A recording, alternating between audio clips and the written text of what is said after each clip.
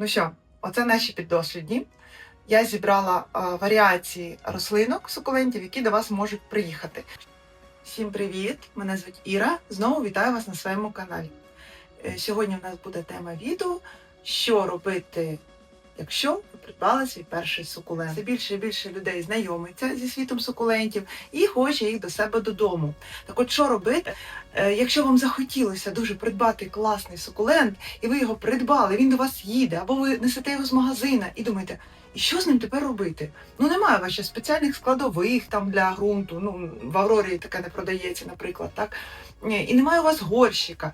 І от як його посадити, щоб він уже ріс, вас радував, а ви поступово будете вже тоді або далі розвивати свою колекцію і вже тоді більш так прискіпливо ставитися до ґрунту, до всього іншого. Або це буде один ваш сукулент, який буде спокійно собі рости, та й все. А спершу я хочу вам показати ось такий гарненький підвіс для кашпо. Мотузка з Аврори, гачок, оце колечко і півгодини часу. Тож, якщо вам цікаво, наступне відео я записала докладно, як зробити отаку симпатяшку собі. Я вже зробила ще один, вже і квіти туди поставила, і ще, звичайно, побіжу в Аврору за мотузкою і нароблю собі отаких підвісів. Ну, як на мене, прикольно, не знаю. Можливо, не ваш смак, вам не сподобається, а кому сподобається, будь ласка, переходьте і дивіться. А ми з вами повертаємося до нашого головного питання, до нашої теми. Ну що, оце наші піддослідні. Я зібрала варіації рослинок, сукулентів, які до вас можуть приїхати. І зараз ми підемо вже в квартиру, і я вам докладно поясню, що я маю на увазі. Які варіанти я вам пропоную зараз. Так, ну давайте тепер розбиратися, що ж робити, якщо ви придбали перший свій сукулент. Тут я зібрала всі можливі варіанти виду сукулента, який може до вас потрапити. Це варіант. Уявимо, що ви принесли з магазина голландську рослину. Ви її принесете в горщику, ну, уявіть, що це горщик, а не стаканчик, у горщику, і тут торф. Скоріш за все, торф трошки з додаванням перліту. Так, такий варіант. Це варіанти отримання рослини від колекціонера. Скоріш за все, без ґрунту. І варіант може бути з корінням. Ось так, ну, будуть замотані корінці тут в папір або в щось таке запаковане. Тобто, ось такий варіант може бути з великими коріннями, посадженими в ґрунт. Може бути варіант з маленькими корінцями, тобто вже корінці є, але ще без ґрунту, і що з ним робити. І може бути такий варіант зрізу. Це просто підсушена рослинка, просто без корінчиків. І зараз ми розберемо, що робити з цими всіми випадками, як їх саджати. Так, що у вас має бути? Це стаканчики, ну це без проблем можна придбати. Потім будь-який універсальний субстрат, або навіть ґрунт для кактусів. До речі, якраз нагода розпакувати нарешті наш субстрат, який я вже придбала, але навіть його ще не розпакувала. Зараз ми якраз подивимося. Бачите? От я його купила, ґрунт кактус. Квітка, колись я купляла такий ґрунт в нашому домовичку. Я купувала універсальний з кокосовим волокном. До речі, був непоганий ґрунт, але це було ще до війни. Бачите, я його розпаковую навіть. Ну, можливо, вам не видно, повірте мені на слово. Вже камеру не буду крутити. Я його розпакую зараз, і ми подивимося, що всередині. І чи годиться цей ґрунт просто взяти в нього, посадити наш сукулент. Давайте. Ну, звичайно, ні. Так, як я і очікувала. Дивіться, це просто торф. Дивіться, бачите? Це просто торф. Ой, навіть не знаю. Давайте подивимося, що тут написано. Ні, так-то він непоганий. Я бачу такий розсипчатий. Ну, ці штучки треба повитягати. Це, мабуть, не перегнивші частинки. Так-то він, в принципі, пухкий, симпатичний. Так все погано, але сюди саджати сукулент просто в цю землю не можна, хоч і написано кактус.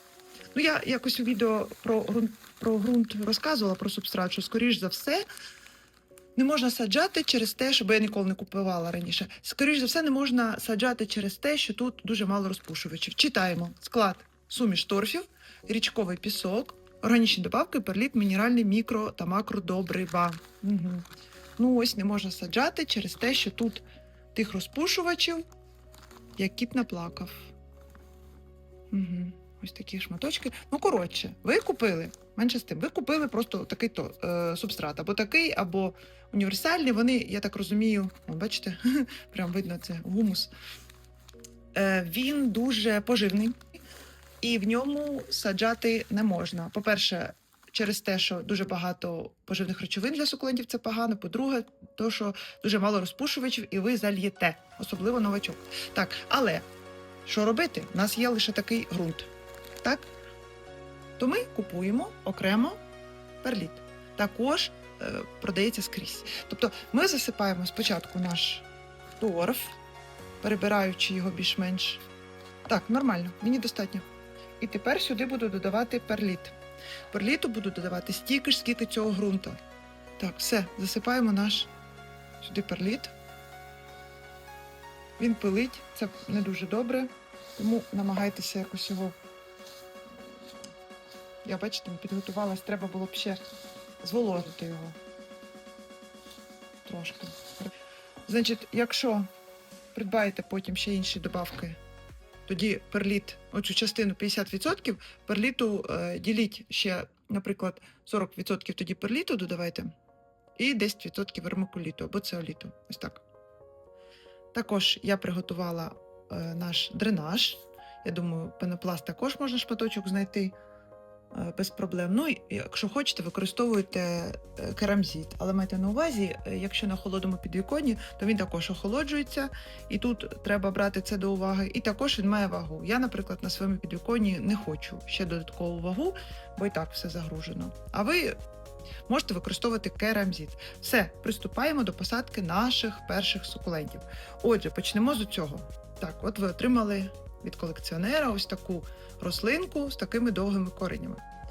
Я вам хочу сказати відразу, що такі довгі корені нам не потрібні. Саджати ми будемо, немає в нас з вами горщика, саджаємо в стаканчик. Що ми робимо? Перше, ми складемо пенопласт. Угу.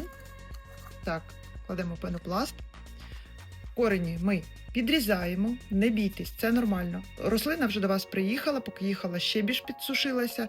Тож, я їх підрізаю. Я їх роблю для того, щоб, по-перше, це набагато зручніше для посадки. По-друге, рослині, в принципі, такі великі корені не потрібні. У мене, наприклад, ця ехеверія, це блуканти варігатна, вона росла в загальному горщику і тягнулася до води. В загальному я маю на увазі, що це було декілька там рослин посаджено, і вона тягнулася до води, і тому ось таку кореневу систему здоровенну наростила. Ще одна причина, по якій ми підрізаємо корені, що нам треба при посадці коріння саджати ось так розправлено. Бо якщо ви коріння підвернете ось так, загнете, воно все рівно відсохне і рости не буде. Тож, підрізали корінці, саджаємо, трошки мені не видно, розправляючи, беремо наш субстрат і тепер гарненько по боках підсипаємо. Угу. Тримаючи нашу ехеверію, так от трошки підстукуємо, щоб ґрунт туди заходив. Ось так. Як бачите, навіть так видно, який він чорний цей торф. Не можна саджати в самий лише цей ґрунт. Це я вже впевнилася на власному досвіді, бо ніколи навіть мені на думку не спадало купувати, а це вирішила придбати для того, щоб і вам показати. І самі подивитися, чому ж всі так хейтять цей ґрунт для кактусів, як підписано. Там дуже мало піску. Так, пісок важкий, а тут береш на вагу цей пакетик такий легенький.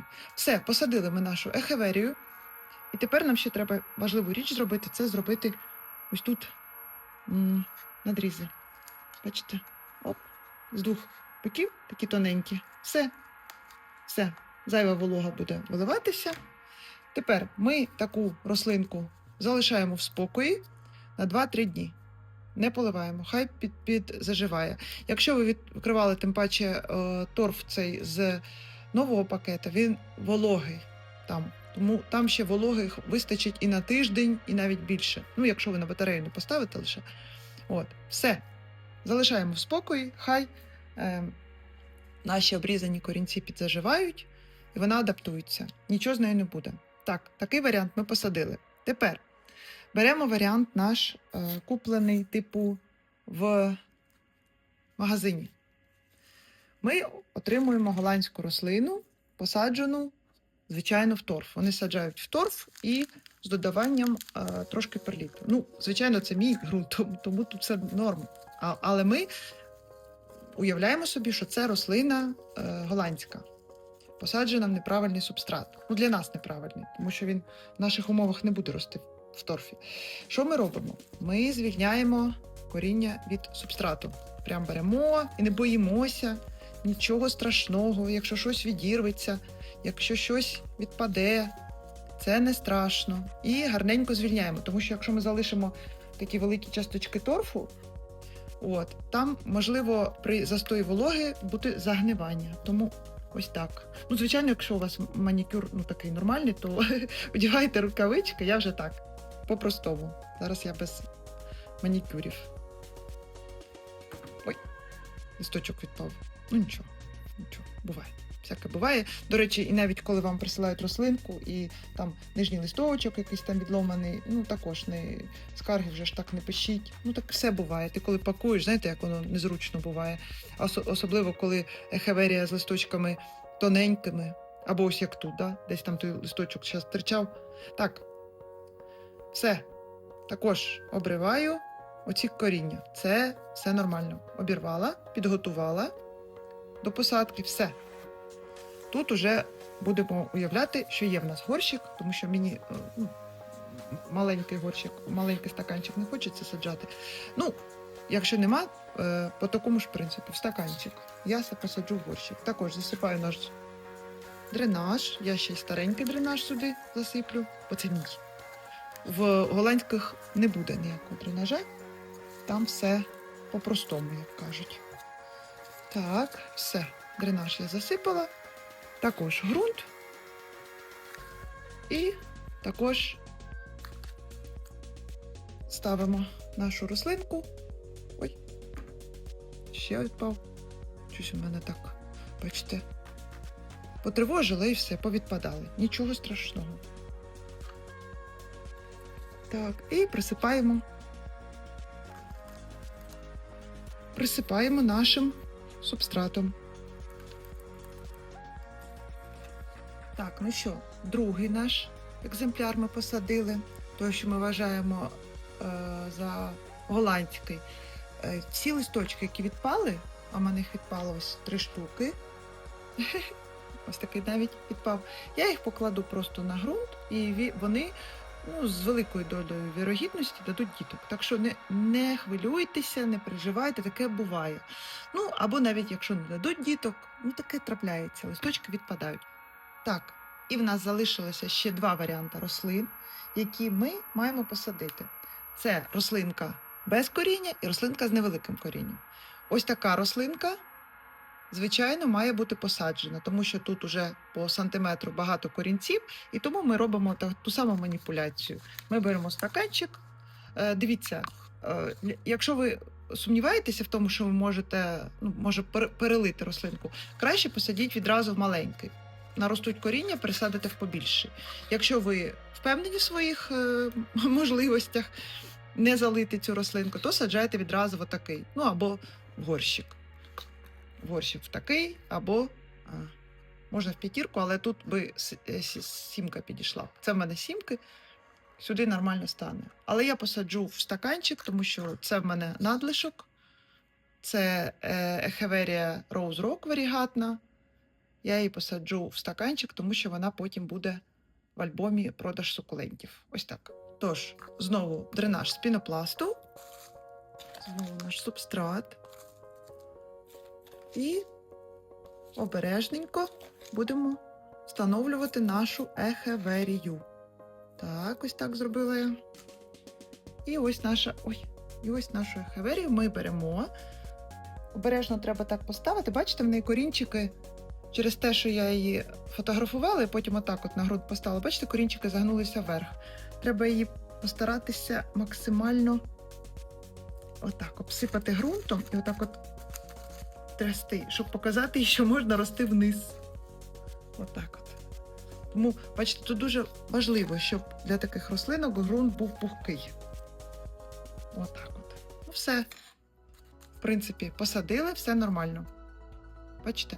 Також нічого поливати не треба, мінімум тут днів 3-4. Угу. Не заважайте їй адаптуватися. Тут ґрунт, я ж кажу, тут торф вологий, тому тут вологи достатньо. Якщо у вас все дуже сухий цей торф, у вас він підсох уже, так, можете через 3 дні полити. Я цю не буду трогати днів 5-7 навіть. Ось так. І також робимо наші дірочки. Все. Посадка готова. І ще один варіант, як до вас може прийти сукулент, це ось таким зрізом без коренів. Тут також 2 варіанти, як його вкорінювати, або, знову ж таки, засипати або субстрат у стаканчик, або перліт у стаканчик і поставити зверху, або поставити просто порожній стаканчик. Я роблю так. Ставлю в порожній стаканчик і все, і чекаю коренів. Новачкам також я б порекомендувала робити так, тому що якщо ви поставите на землю, на ґрунт, ви будете постійно перевіряти, і в один момент, коли вже корінчики з'являться, ви смикнете, і ці корінчики відірвуться. Тож, коли вони будуть рости ось так, стояти ось так, ви можете прям або піднімати, дивитися, або ось тут дивитися, чи з'явились корінчики, чи ні. І коли ви побачите їх такого розміру, як в оцій ехеверії, що ми тільки що щойно посадили, можете сміливо вже садити в ґрунт. Наче все пояснила, наче все розказала. Тепер ми знаємо, чому такий ґрунт не годиться для посадки сукулентів. Не конкретно це, я думаю, більшість, ті, що написано для сукулентів, вони представляють собою просто торф, ось бачите, з невеличкою кількістю чогось там піску. Перліту я, до речі, взагалі не знайшла, я не побачила. Скільки тут його перебирала, не знайшла. Але в цілому використовувати, звичайно, можна, але додатково розпушувачі. Перліт – це найпростіший, а додаткові, які бувають розпушувачі, я в попередньому відео все докладно розповідала. Все, посадили рослинки, забули. І ще один момент, як же потім поливати. Коли минуло ці 3 дні чи 5 днів, поливаємо, зараз покажу як. Так. Тож, коли прийшла пора поливати, перший полив у нас має бути або ось такою грушею, або просто малесеньким стаканчиком. І робимо ми це по краю нашого стаканчика, буквально трошки так, пару натискань. Якщо це будемо робити стаканчиком, то так трошки хоп, все. Цього буде достатньо. Це сукулент, і йому для адаптації зараз багато вологи не треба. Я сподіваюся, вам відео сподобалося. Я намагалася пояснити все докладно. Тож, всім дякую за увагу. Надзвичайно дякую за ваші лайки, коментарі. Як я вже казала, ви мене мотивуєте, ви мене стимулюєте робити щось нове, щось цікаве. А вам зараз ще хочу показати, яке в мене маленьке диво зацвіло. Це красула кораліта, і хоча в неї квіточки дуже такі маленькі, але все рівно симпатичні. І вона сама достатньо симпатична. Правда, засушена. Всім дякую за увагу. Побачимося в новому відео. Па-па!